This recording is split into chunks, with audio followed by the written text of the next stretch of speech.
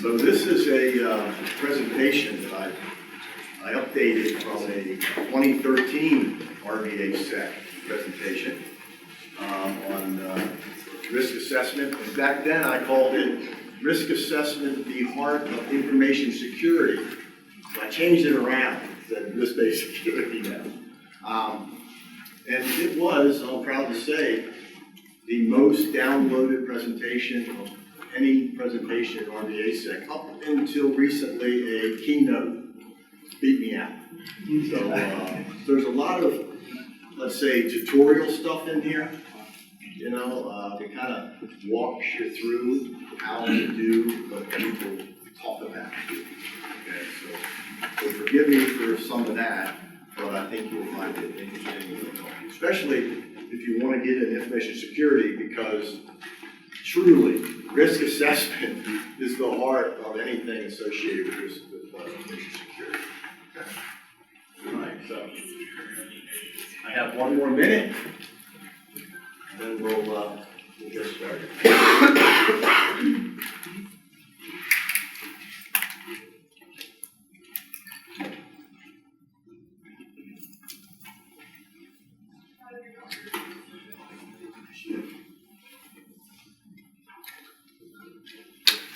Okay.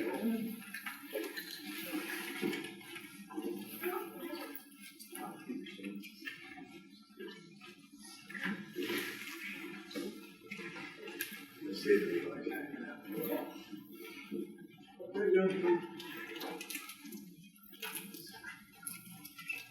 All right.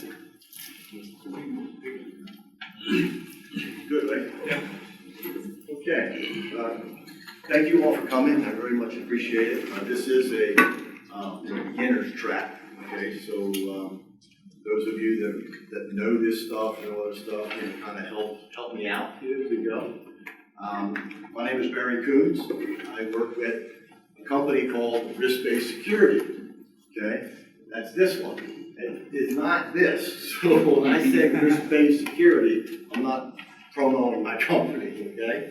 Although we love risk-based security approach to things so much, we named the company that, okay, which is kind of cool. In fact, when I go through a TSA line, they say, well, do you work for TSA? I go, no. Well, you're using risk-based security. I go, yeah, I know, I trademarked it. And I'll be talking to you about that later. Okay, so anyway, we're going to talk about risk assessment, and it is the heart of a lot of things. There's security and risk-based security, right? It makes sense, and hopefully at the end of the 50 minutes, you'll kind of agree with me. Okay, so we're going to talk about a few things, but first we're going to have a little warm-up quiz, true, false, okay? I'll just play with me and raise your hand, true and false like that. I'm going to introduce the challenge that I think we have, and I think you agree. What is risk-based security? A couple of definitions. The language of risk, what are the words, you know, because if you don't talk to one another with the same words, you don't really communicate. Then the role risk assessment plays, and then if you don't pay attention to anything else I say, there's one slide that I call the risk assessment triangle. I want you to pay attention to that. I'll wake you up at that point. Then I'm going to walk you through each step of risk assessment. I'll do it quickly because it can be, you know, kind of monotonous. And then just a couple of lessons learned, okay? And I've run through this a few times, and I'm right around the 45, 50-minute mark, so I'll try to keep it going. Okay, ready for a quiz? All right, here we go. True or false? Conducting a risk assessment is really optional for organizations. How many of you think that's true? How many of you think that's false? Very good. You are expert. How about as long as we check the box and are compliant with legal and regulatory and contracts, we're good. True? A lot of organizations out there seek compliance only. Well, of course, that's false. How about risk assessments can often focus on a process or groups of assets rather than each individual asset. What do you think about that one? You have to look at everything individually. So that's true, right? In fact, in order to have any chance of getting through risk assessment, you got to group things the best you can, right? You group them based on a common threat, a common vulnerability. That all makes sense, right? How about a risk-based approach works best if it involves people other than IT? Yeah, that's so logical, right? Well done. It's amazing how many organizations don't do that, by the way. How about they're plagued with subjectivity, which means you really can't rely on a risk assessment. Huh? Yeah, you ever believe that? No. How about the program should be closely aligned with the goals of the organization? I think, come on, that's got to be true, right? All right, just a few more. Oh, I gave it. Man alive. All right. The only acceptable risk assessment done by an expert. Right? They only need to be done once. Who didn't see the answer? Professionals, security people, you're ultimately responsible for accepting the residual risk. How many of you think that's true? Come on, be honest. I've talked to a few, what they call firewall monkey guys, you know, the technical guys who are setting up the firewalls, and they think they're accepting risk. You're not. Who gets fired when they follow? Should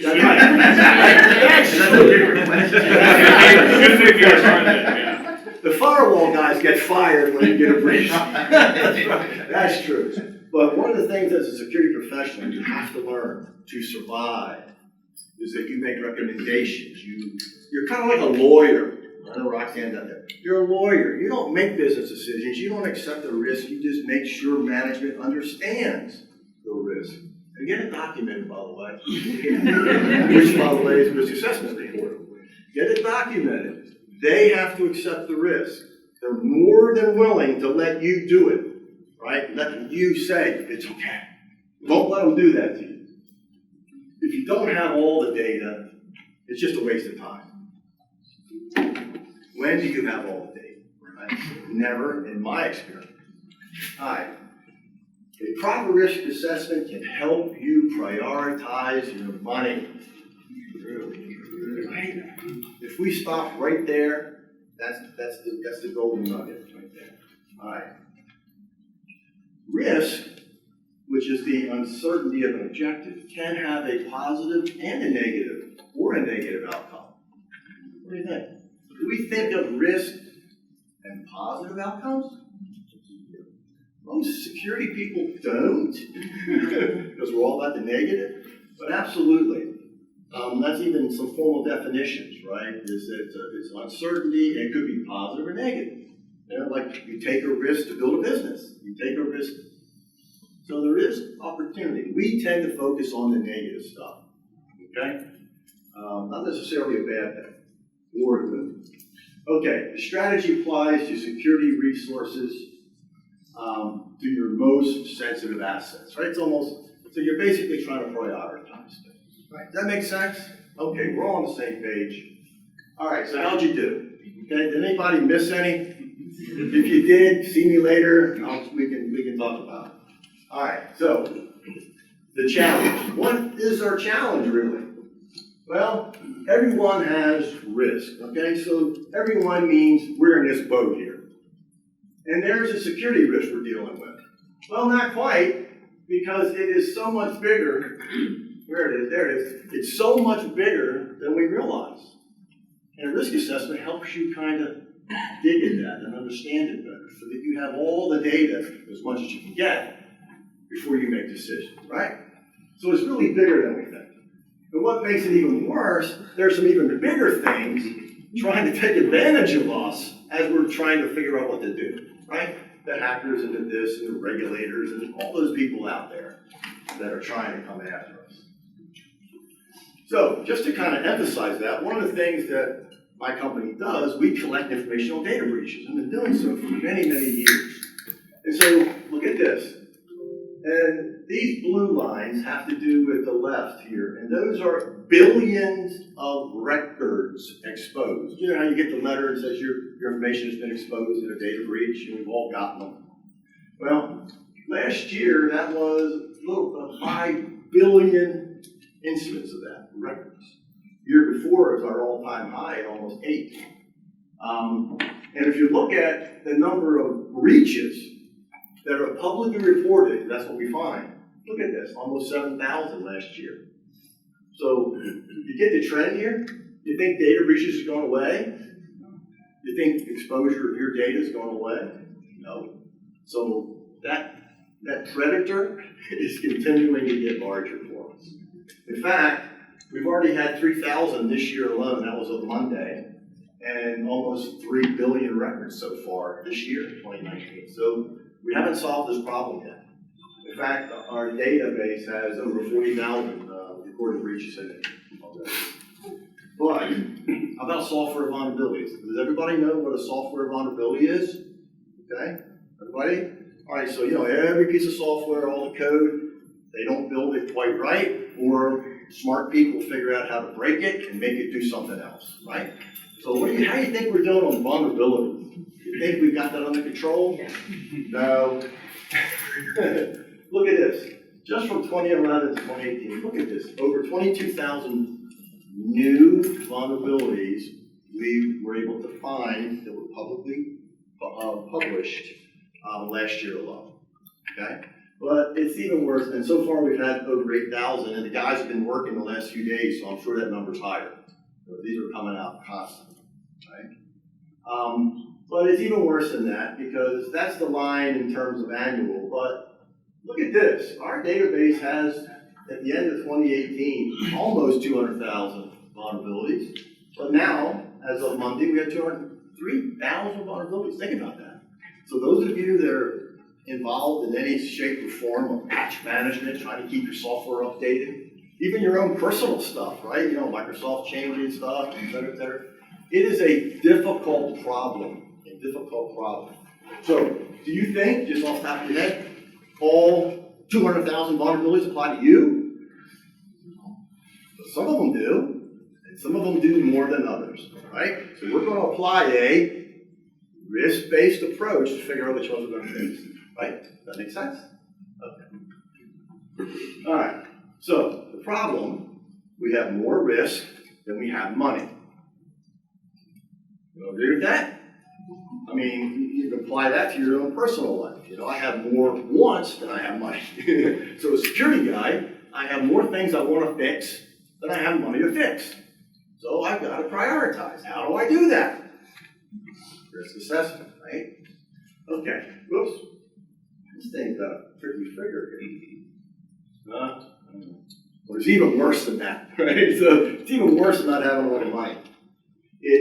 Most organizations lack any formal ability to decide what they're going to prioritize, right? It's the old, and I'm going to show it in a second here, is what do you do? What are the reactions to it? So what does that do? It leads to an ineffective security program, right? Because you're reactive, you're guessing. You don't really know what it is you should be working on. And if you do, you really can't convince anybody else that you're doing it the right way. And it all boils down to this, and I think those other presentations use the same thing. It's whatever comes up, I'm whacking it. I'm whacking it as hard as I can. But all these things, they don't represent the same risk. That's what we're going to talk about. How to go through an organized process to feel confident that we're working on the right thing. Does that make sense, everybody? Okay. All right. So we need to figure out a way to focus on the assets that really matter. Right? Not all assets matter that much, right? But some of them really do. And we need to look at the greatest threats to those assets. And as I'm going to speak in a minute, how vulnerable are we to those threats? Because without that pair, you don't really have that much risk. With me, I'll tell you that. All right. So, information security teams, in our view, we need to implement a risk-based security approach, a risk-based information security program, okay? Just like you ought to run your life on a risk-based approach. You take risks both positive and negative, and the expected the outcomes. All right. So what do we mean by this? A couple quick definitions. It identifies your most valuable assets, right? Then you pair that up with threats and vulnerabilities. Those are three key terms: assets, threats, and vulnerabilities. That's crucial to the calculation that I'm going to walk you through. Okay? All right. And we just figured out, how do we do that? I mean, how many of you have been responsible for doing a risk assessment for your organization?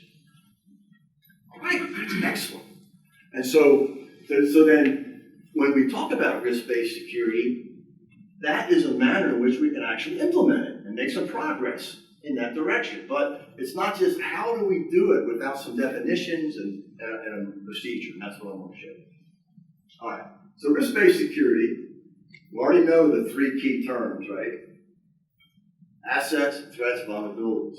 But all these other words come into play. And we need to have, at least within your own organization, a common understanding of what these mean, right? Like risk criteria, what's that? Who's responsible for determining it, right? It's not the firewall monkey guys that do that. There's a likelihood, there's consequence, et cetera. So these are some of the terms.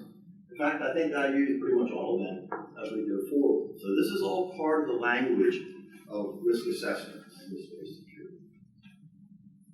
All right, so a risk-based security approach speaks about risk assessment and, as I mentioned, information security. And there's no information security conversation that doesn't get us on the same page as what is an asset, right? What is an asset? Many people think that the IT department is the only one that has the assets we got to worry about, right? Well, that's just obviously not true, right? We've got all kinds of things. And we do have those physical assets, here, computer, things like that. We have information assets, which I think you would all agree with me, are and can be the most valuable asset we have, the information, not the server, but the information is on that server, or that cloud, or whatever it might be, right? But we also have software, some intellectual property, you've homegrown your own software, that's an asset, okay? And then you have services, and so many of us now have hybrid security where we depend on AWS, right, or whatever's in the cloud. We also have some on-prem stuff. So we have this hybrid thing. That is an asset. What will it do to your organization if you no longer can get access to Gmail or whatever it is? So you got to consider that. And then, of course, we have documentation, which policy, procedures, even PR plans, and even some intangible stuff like your intellectual property, your brand, your culture. All these are assets. So basically, this is not obviously a full list, but I want you to expand your thought process into assets. An asset could be your manufacturing process to build a part. There's all kinds of things. What is it that if it was stopped, violated, or messed with, could hurt you? That's the definition you should keep. All right, now, I've already kind of done this. This is another quiz. So, help me understand. According to the standard, information security is the preservation of... Come on, my guys know this. What are you trying to preserve? I'll give you a hint. CIA, all right. See, I trained my guys last week or whatever it is, and they just failed this quiz. CIA, right? Information security is confidentiality, integrity, availability. That's information security. That's from a 5-year-old slide. That's the deal. That's what we're after. And it's very important as you begin to apply a value to your assets. Okay? Some models are adding safety. I'm sorry? Some models are adding safety. Safety, really? When you think about power generation or assets where people's lives may be at risk if there's an exposure or a breach. Okay.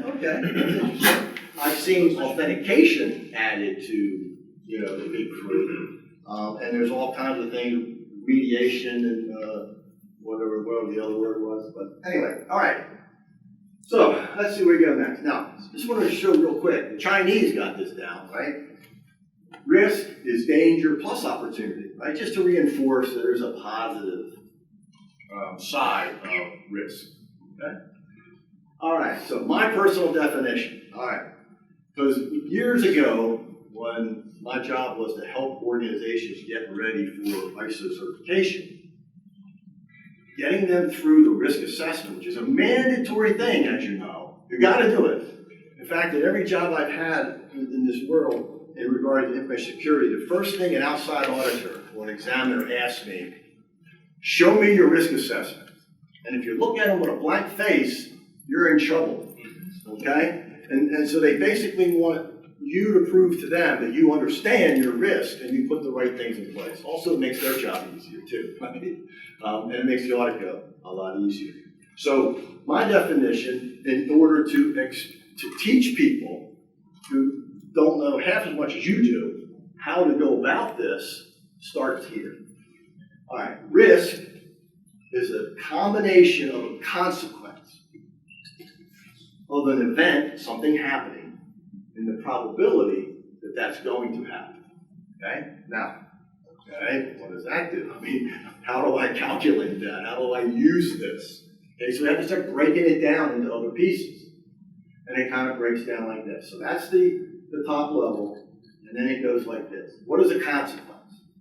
It's the impact to an asset of a potential breach of an asset's CIA, and according to Steve, safety, okay?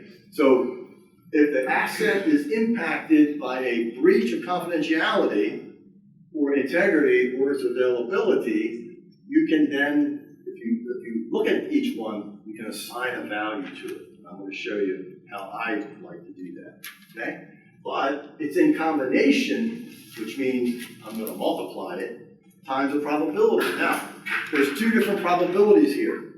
In my mind, there's a threat to the asset. How likely is that threat going to impact that asset? And then there's a vulnerability that may or may not exist, and how much are we exposed to it? You follow what I'm saying here? I've got the value of something, I've got the threat, how likely is that going to occur? And then how vulnerable am I? Are you with me? So I got three components, and I'm just multiplying them together, as I'll show you, and now I'm coming up with a risk score that helps me prioritize, right? All right, I'm going to show you that. All right, so here's what I just laid out for you. Asset value. Sometimes I like to call that security impact. You know, what's the impact to the asset from it being breached, CIA? And then again, threat likelihood, vulnerability exposure is the probability side. So you see how that fits into my definitions? All right, now, okay, everybody wake up. This is the most important slide I have. And I usually save it to the end, but I felt, you know, I might as well get to it right now. This is what I am trying to portray to you. In fact, I've done this a number of times, and people come up to me later and said, if I'd only seen that slide, I would have known what my IT guys wanted me to do. Okay? So that's what this is. Now, there's a triangle, and bear with me. The base of the triangle represents asset value. Okay? This side of the triangle represents the threat likelihood, and of course, you know where it's coming. The other side of the triangle represents exposure. Okay? And so, if I multiply those three together, I know mathematically it really doesn't, but work with me, and so the inside of that triangle is risk. Are you with me? That's risk. That represents risk. Now, I'll ask you this. When I'm doing a risk assessment, is there really much I can do to change the value of the asset? I mean, in years, I may make it, declassify it, right? I may declassify it or whatever, and they become less valuable. But right now, I can't do anything as an IT guy to mess with that. Now, how about threat likelihood? How about a threat? Is there anything I can do, let's take an easy threat, the threat of a hurricane. I mean, other than moving my business, The threat of a hurricane is the threat of a hurricane. I can't do anything in my department or my area to change that. Right? So what does that leave me? What can I change? How exposed I am to that, right? Let's take the hurricane model, and so instead of having my server room on the first floor, I move her up a little bit, put it on a different floor, or do whatever, for flooding and things like that. So I mean, that's a very simplistic, but that's the mentality that we're looking for. So the only thing I can change is this. And how do I change it, right? We add a security control or a mitigation of some sort, right? And when I do that, I have and I'm trying to portray that both the likelihood and the asset value lines remain the same size, and all I'm doing is shortening this side of the triangle, which then decreases the risk. It's in size, right? Okay, so you got it. So then the point is, when I do that first security control, am I at my acceptable risk? Is it okay now? I don't know. It may or may not be, depending on what it is. I might have to add another one. And I might have to add another one, right? And it's all a cost benefit. How much lower risk can I get? I spend another $1 million, right? Or, are you following me? So eventually, we get, not that far, we get this. We get a new risk, so my new risk is the bottom right there. And is it acceptable for the organization? Is this the firewall monkey's decision? So the organization, the owner of the process or the asset on which we're doing a risk assessment says, that's low enough. You got me. That's good enough. I'm going to accept it. Okay, it's good. But remember, you're accepting it, and if something goes wrong, we're in this together, at least. Okay? So does this make sense? This is risk assessment. And you need to do that line by line by line. And that's why you don't want to list every laptop separately or every risk. You want to group these things, right? Because it can become tedious. And we'll talk a bit more about that. But that's what that is. Okay. Now, the risk assessment process, and I'm going to start speeding up here because you got the gist of what I'm after here. All right.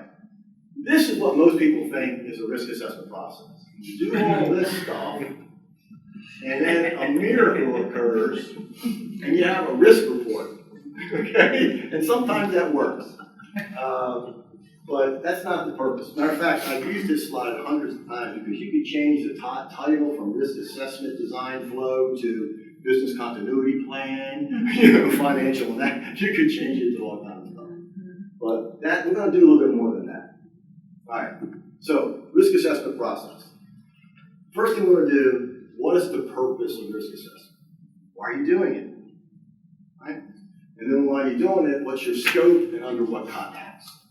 Because the people that I've seen who try to do an organization-wide risk assessment, it's a failure. It's too much, too many people. You don't have the proper boundaries, etc. You need to zero in on it. Do it chunk by chunk. You have to do the whole organization. Okay? So scope, purpose, context. Then the risk assessment itself, and you already know this, we've got to ID and prioritize the assets. We ID them all, prioritize them by asset value, right? Because not all equal. I am not going to do a risk assessment on my marketing material. I'm not going to do one, et cetera, et cetera. Then we're going to ID the threats, right? There's a whole list of threats we can come up with. The vulnerabilities and their exposures. We're going to calculate the risk score, right? And then we're going to compare that to the risk criteria that management process owner has established. Make sense? Everybody with me? All right, fantastic. Then we're going to treat the risk. And I want to show you that. Then we're going to accept the residual. Does anybody think we're ever going to get risk down to zero? I mean, that's really 101 stuff, right? Because we don't have enough money, we couldn't do it, and nobody would believe us if we say we did. There's always risk in life, in business, country, etc. Then we're going to record and report it. We're going to monitor, because this is some judgments we're making, right? And some of those controls we put in to lower the risk, They may not work. Internal audit, stuff like that, will help us determine if the training I did to keep people from sharing passwords may turn out not to have been the right training or enough training, right? So we've got to pay attention to it. We have to go back to the beginning, do it all over again, right, et cetera. And of course, communication. As an IT professional involved in risk assessment, do not try to do it in a vacuum. It's easier because you're the only one making decisions. And you sit in a room of people and try to get them to agree on something is hard work. But if you don't do that, they're not going to accept the results, right? They're not going to accept the results. And the risk assessment is also a good thing to justify budget, your future budget, et cetera, because, again, risk, money. Risk, money. Make sense? Okay. All right, so I'm just going to go through these briefly, but again, when it comes to the purpose of the assessment, it's very important. It's what is the objective? Why are you doing it? You're doing it for certification, you're doing it for the bank, you're doing it for the auditor, you're doing it because you know it's the right thing to do, et cetera, et cetera. And then, of course, the context. And these are some of the things that a proper risk assessment defines, right? It's like the characterization of the systems that many of you are familiar with. The business process, the mission. Well, what is it that we're operating on? All the way down to the source of information, network diagrams, the flow of data, et cetera. Okay? So we're really describing the scope of our risk assessment, and they like to say unambiguously. There's no room for is that in there, is it not? Does that make sense? So whatever that means to each of us in the organization. Okay, identify assets and prioritize them. And yes, I am suggesting we identify all our assets. Okay? For those of you out there who would say, but we have so many virtual servers and they're coming up and down so quickly, how can I ever know where they are or what's on them? You're in trouble. You're in a lot of trouble. How you sleep at night, I have no idea. Because that is a lame excuse. The bottom line is, if you don't know your assets and you don't know what's on them, you don't know diddly. Okay? And so how are you going to protect them? Your job is to protect the organization. You don't know where your assets are. Think about another job. Because you got to do this. Okay? I'm serious. All right, so just as an example, this is a very quick list. Let's say I have a web server, or maybe I have a group of web servers. The data on it is sensitive. Now, one of the first things I always have people do is, what's your data classification, right? Public, who cares?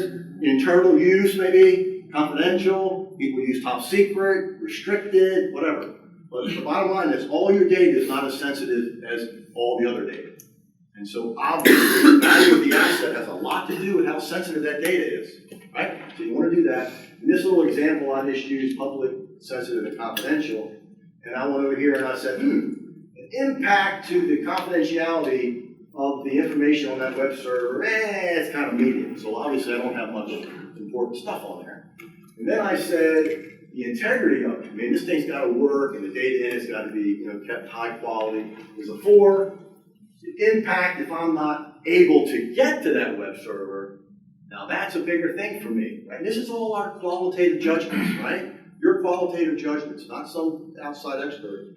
And all you do is you take the average, that's what I did. I just took the average and said, well, that's a 4. So you see, I just created the asset value of that group of assets with that individual asset. And it's a 4. It's the same thing with these others, 5, 2. You see what I'm saying? So, obviously, as I move forward, am I going to spend any time doing a risk assessment on a 2? No. 5s and 4s? Probably. Maybe even 3s and above until my money runs out. So, start at the 5s, work my way down. Does that make sense? Okay, perfect. Let's see where we go next. All right, now, here, this is something you can create any way you want. Now, I just listed them 1 to 5. What does that mean? Well, I say it means a 1, insignificant impact, don't mean nothing. All the way up to a 5, this is catastrophic. If the data or that asset is breached, the severity of it, is a 5, then it is going to shut down the company. And then you have something in between. I like using 1 to 5. Others use 1 to 3. Low, medium, and high. However you want. I've just found that if you try to restrict people to low, medium, and high, they start arguing about what's in the middle. So some people use 1 to 10. Whoa, way too much for me. I can't segregate 1 to 10, but I can do 1 to 5 group, and I would suggest you consider that as well. It creates less argument among the business owners, okay? So you with me? I made this up. You can make it up, whatever works for your organization, okay? All right, so now we're going to go through the same thing with threats, okay? Now here's just a quick smattering of threats. You can look in any book, manual, whatever, you get all kinds of lists of threats. In fact, oftentimes the threats and vulnerabilities are so intermingled you can't tell the difference between one and the other. Okay, so just try to think of a threat, remember, is something that you really can't change. You can't impact the threat. It's there. You can only impact how vulnerable you are to it. Make sense? Okay. All right, so, and I just made this up. 1 to 5, right? The threat, very few incidents of this ever happening. All the way up to there are incidents, we track it regularly. This happens a lot, many times a week. Like hacking, right? Hey, there's nothing you'll do about it. So it's a very high likelihood we're going to be susceptible to that threat. Make sense? Again, you can make these anything you want. And of course, like in the world of insurance, they have actuarials that do all this kind of stuff, right? In the world of security and data breaches and stuff like that, we're not quite as sophisticated. So you have to kind of make up. And I like to call this a qualitative analysis, not subjective, a qualitative. It's not quantitative, although I'm trying to turn it into a number. It's qualitative, your judgment. Who knows more about this than you anyway? That's the thing you rest on, not some examiner, you. Okay. Same thing with vulnerabilities, okay?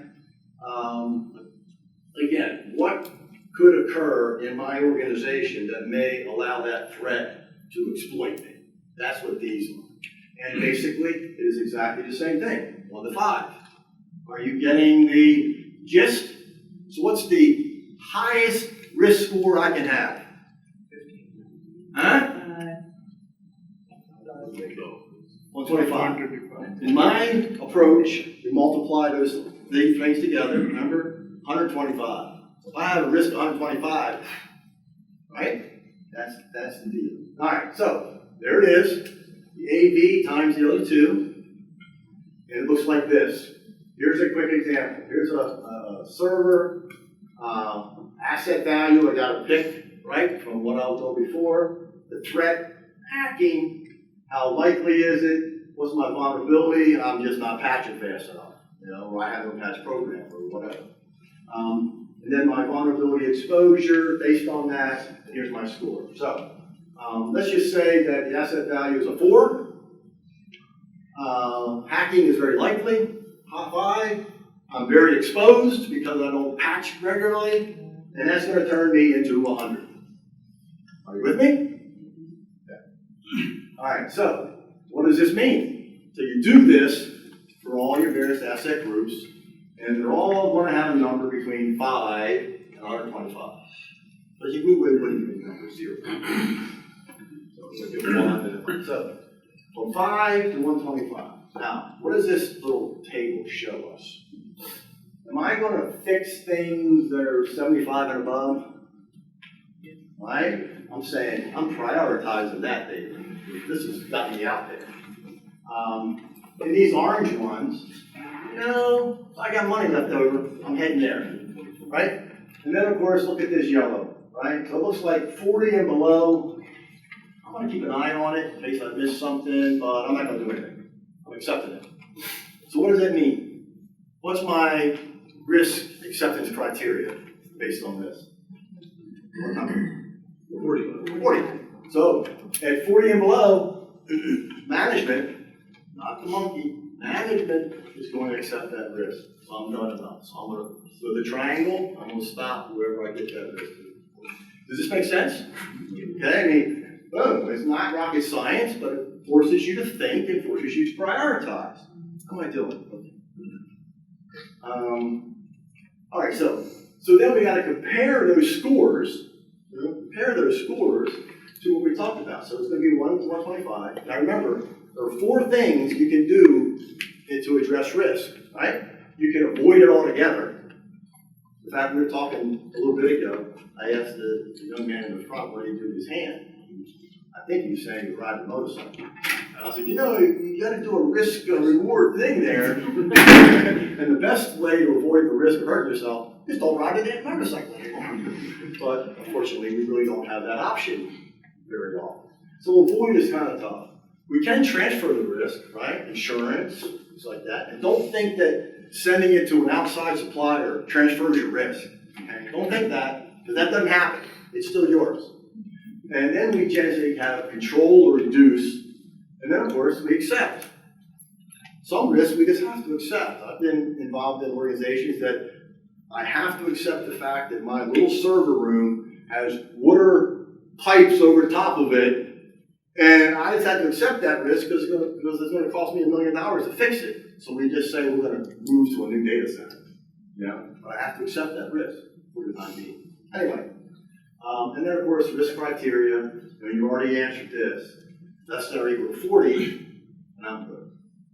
Okay? All right, wrap it up. So, this is kind of what it looks like. Because say I'm sitting there, and let's take that 100 risk that we had previously, right? And so, I'm sitting there at 100. There's my risk. I have to make it lower. I've got a document, and you're not going to play with that triangle, but you're going to represent the triangle this way, okay? So I am going to control that risk. I am going to put in a patch policy, right? We're going to patch it in 15 days or whatever it is. So I'm instituting a control, and what's my new vulnerability? My old vulnerability exposure was 5. My new one, after I put this in place, is going to be something less than 5. Now, I don't know, is it a 2? I said 2. Is it a 3? Is it a 4? Your judgment, right? Your judgment. Who else knows better than you? You can't be second guessed too much on that. But so my judgment is, I took it to a 2. So what does that turn my new risk into? 4, 5, 2, 40. The magic number. Are you with me? Now, whether it took 1 control or 2 controls or 3 controls, our judgment and expertise. Well, I'm sorry. But the bottom line is, we got the number to the magic number. Now, the rest of this is just saying patch policy doesn't get you a patch policy, right? So now you have risk treatment. I've got to do something. I've got to assign an action to somebody. I've got to figure out who's going to own it and when's it going to be done. Because until we do this patch magic policy, our risk is still 100.